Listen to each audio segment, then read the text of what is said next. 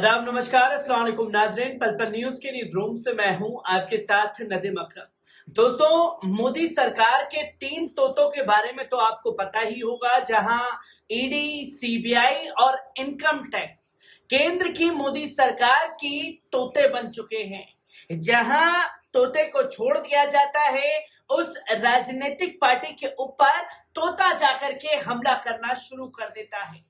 बीते कुछ सालों से यही तस्वीर जो है वो लगातार सामने आ रही है और ये साफ तौर पर लोग कहते हुए दिखाई दे रहे हैं कि पहले कांग्रेस के जमाने में एक तोता हुआ करती थी, वो है सीबीआई, पर अब मोदी सरकार में कई तोते हो गए हैं जो सिर्फ और सिर्फ विपक्ष के ऊपर ही हमलावर होते हुए दिखाई देते हैं। किस तरह से बिहार में लालू प्रसाद यादव के ऊपर ईडी, सीबीआई की छापेमारी चल रही है, ये तस्वीर लोगों के सामने है।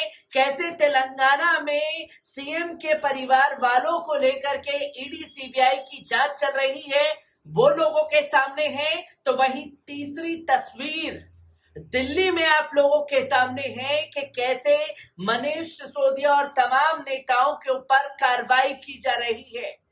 ये फहरिस्त लंबी है जो लगातार टारगेट करते हुए नजर आ रही है और हर बार की तरह इस बार भी अगर ईडी, सीबीआई हो चाहे केंद्र की मोदी सरकार हो, लोहा लेने का काम अगर कोई डट करके सरकार कर रही है तो वो है पश्चिम बंगाल की सरकार, जहां ईडी, सीबीआई को लेकर के विधानसभा में बिल पास कर दिया गया है, खासतौर पर बंगाल सरकार द्वारा।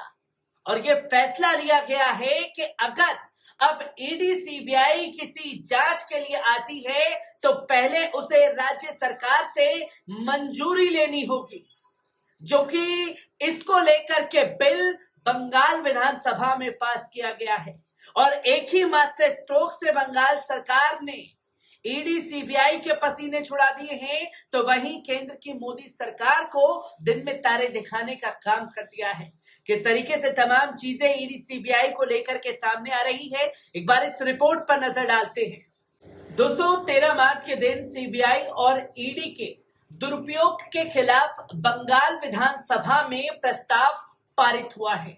हालांकि विपक्षी भाजपा विधायकों ने इसका खुलकर के बहिष्कार किया है और चर्चा में शामिल ही नहीं हुए।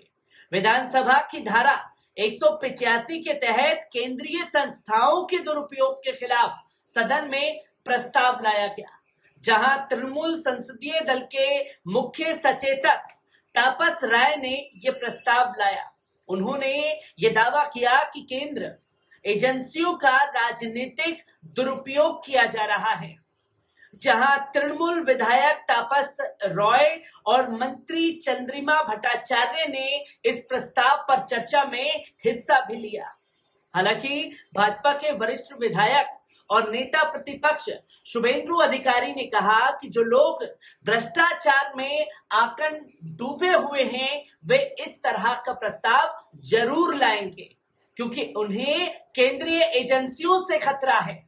उन्होंने ये भी कहा कि न्यायालय के आदेश पर भ्रष्टाचार की जांच हो रही है, जहां सीबीआई और ईडी की जांच से भाजपा का कहीं कोई संबंध नहीं है। इसलिए इस तरह का प्रस्ताव बिल्कुल ही बेबुनियाद है और इसकी भी निंदा की जानी चाहिए। उल्लेखनीय है कि राज्य में शिक्षक नियुक्ति, भ्रष्टाचार समेत कोयला तस्करी, मवेशी तस्करी जैसे 1 दर्जन से अधिक मामलों की जांच केंद्रीय एजेंसियां कर रही हैं। इसे लेकर सत्तारूढ़ तृणमूल के कई नेताओं को गिरफ्तार भी किया गया है। आपको बता दें कि इसी के साथ साथ जमीन के बदले नौकरी मामले में राजद सुप्रीमो लालू प्रसाद यादव और उनके परिवार और करीबियों पर भी इसी तरीके से सीबीआई और ईडी छापेमारी कर रही है। लालू परिवार पर हो रही सीबीआई, ईडी की कार्रवाई को रोकने के लिए राजद ने नीतीश कुमार से एक डिमांड कर दी है। राजद ने साफ तौर पर मांग की है कि नीतीश कुमार के लिए किसी अग्नि परीक्षा के कम नहीं है। राजद विधायक भाई वीरेंद्र ने नीतीश कुमार से मांग की है कि वो सीबीआई ईडी छापेमारी से पहले राज्य सरकार से मंजूरी लेने वाला कानून बनाए। अब इस मांग को लेकर भी सियासी पारा चढ़ चुका है, जहां सवाल उठ रहा है कि बिहार की नीतीश सरकार सीबीआई ईडी को रोकने के लिए क्या पश्चिम बंगाल मॉडल को अपनाएगी। दरअसल लालू यादव के परिवार पर सीबीआई और ईडी की रेड के बाद बिहार का सियासी पारा जो है वो पूरी तरीके से गर्मा चुका है।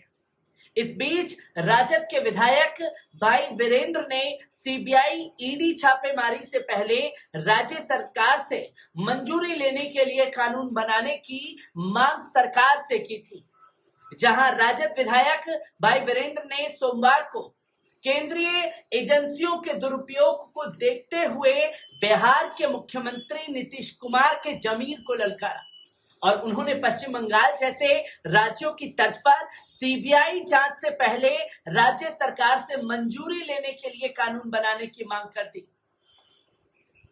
राजद के वीरेंद्र ने कहा कि नीतीश सरकार सीबीआई को दी गई आम मंजूरी पश्चिम बंगाल जैसे राज्यों की तर्ज पर वापस ले, और उन्होंने विधानसभा में प्रश्नकाल के दौरान यह मुद्दा उठाया।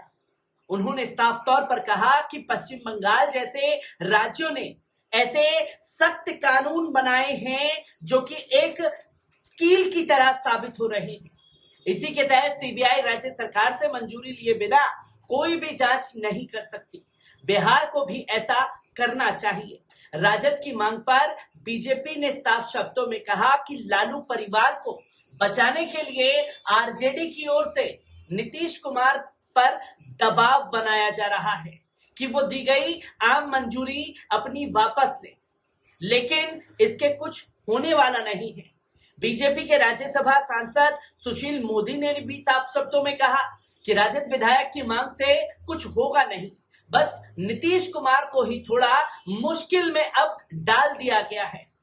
सुशील मोदी ने भी साफ शब्दों में कहा कि नीतीश कुमार अगर पश्चिम बंगाल की तरह सीबीआई ईडी को दी गई मंजूरी वापस लेते हैं तो उन मामलों में जांच नहीं रुक जाएगी जिन पर एफआईआर हो चुकी है।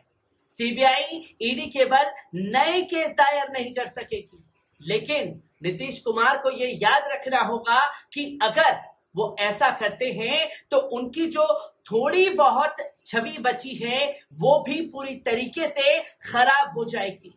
और ये कहना है भारतीय जनता पार्टी का, क्योंकि भारतीय जनता पार्टी के लोगों को ये लगता है और जितने भी भ्रष्टाचारी भारतीय जनता पार्टी में हैं, बड़े से बड़े अपराधी भारतीय जनता पार्टी में हैं, उन लोगों के लिए भारतीय जनता पार्टी एक डिटर्जेंट बन गई है।